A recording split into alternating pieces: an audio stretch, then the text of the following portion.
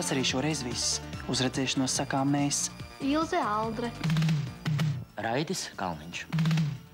Edvīns Melnauksnis.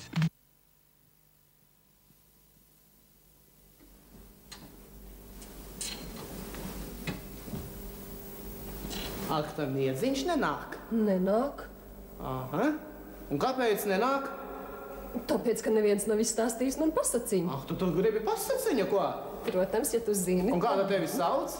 Mani sauc Pranna. Ak, Anna. Labi, stāstīšu.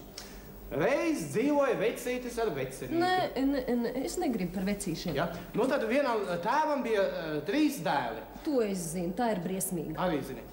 Nu, tad dzīvoja reiz zelta zivtiņa. Nē, Nu, nādi nepatīk. Labi. Zīvis. Vienai vistiņai piedzima zelta oliņa. Nē, par dzīvniekiem lūdzu man nestāst. Arī ne. Labi.